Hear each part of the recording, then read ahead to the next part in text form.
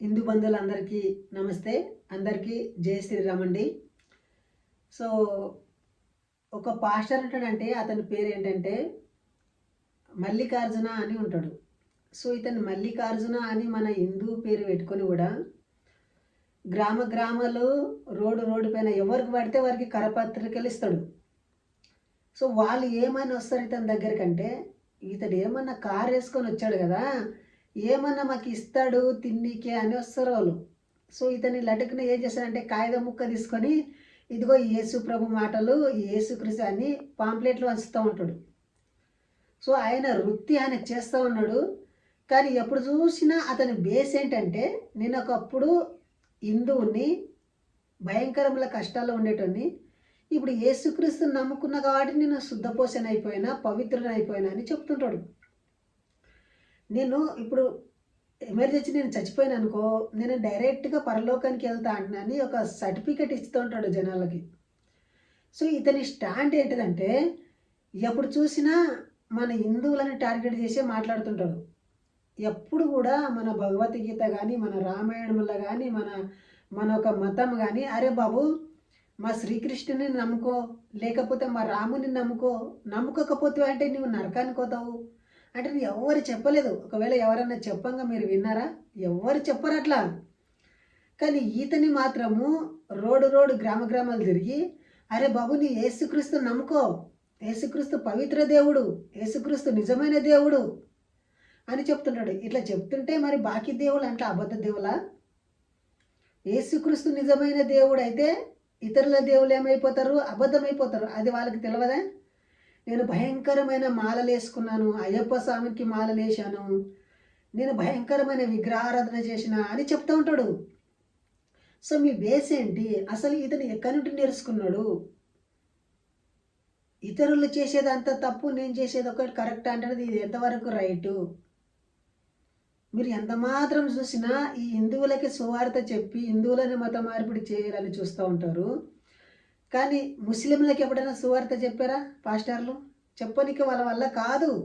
ఎందుకంటే అమాయకమైన ప్రజలు ఉంటారు కదా, వ్యవసాయదారులు ఉంటారు కదా, గొర్రెలు కాసుకునేటోళ్ళు, రోడ్డు మీద తిరిగేటోళ్ళు, వీళ్ళ పేదలను టార్గెట్ చేసి వాళ్ళ దగ్గర డబ్బులు వసూలు చేస్తారు.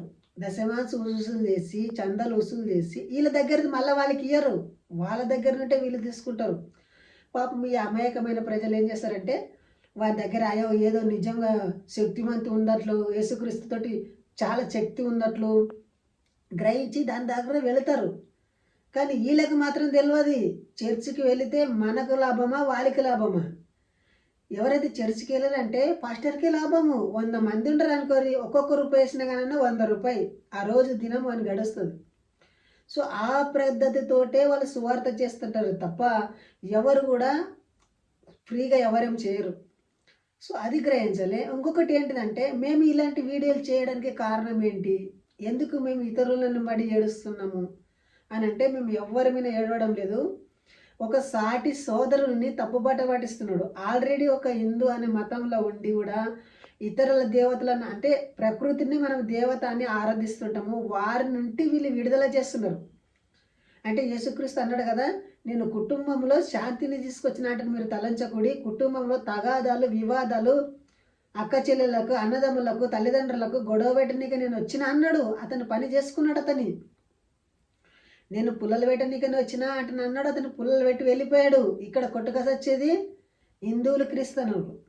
సో దయచేసి ఎవరైనా సువార్త అని ప్రేరుతో వస్తే ఇతరుల మతాలను కించపరిచే విధంగా ఉండొద్దు.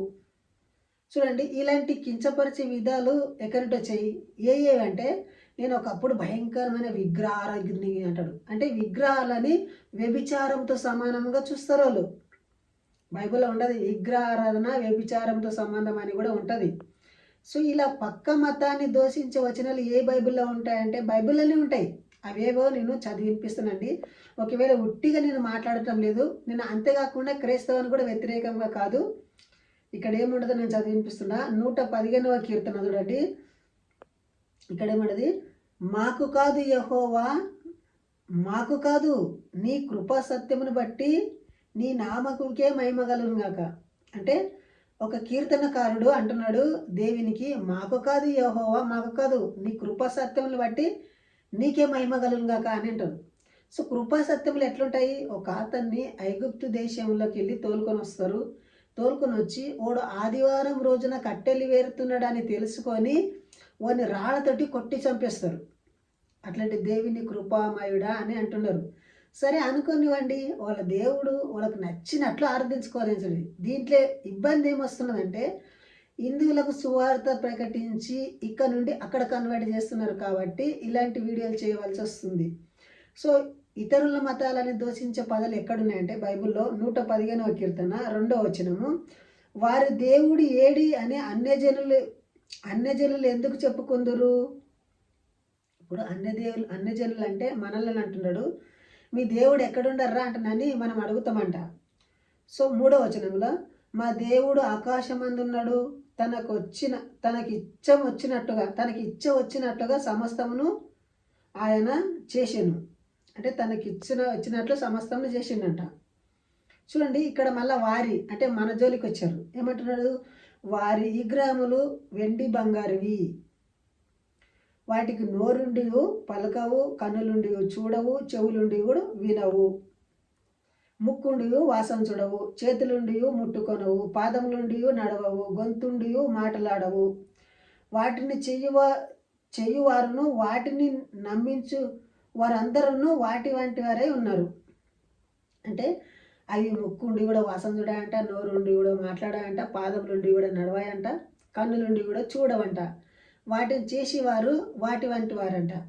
మరి బైబిల్లోనే ఎంతమంది విగ్రహాలు చేసుకున్నాడు? యాకోబు ఏం చేస్తాడు? ఒక రాతిని తీసుకుపోతాడు, అక్కడ ఇల్లే పెట్టి దానికి మొక్కి దాని మీద నూనె వేసి మొక్కుతాడు, దేవా నన్ను ఈడ క్షమంగా ఈ స్థలానికి తీసుకొచ్చినావంటే ఇక్కడ నీకు ఒక మందిరాన్ని కడతా అంటని అంటాడు.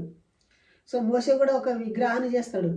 సో వాళ్ళ విగ్రహాలు క్రియేట్ చేసుకొని వాళ్ళకి కించపరిచే విధంగా ఉంటుంది. కాబట్టి దయచేసి ఆలోచించండి, ఎప్పుడైనా మన ఫ్రెండ్స్ కానీ ఇతరుల మతాలను కించపరిచే విధంగా ఉండరాదు.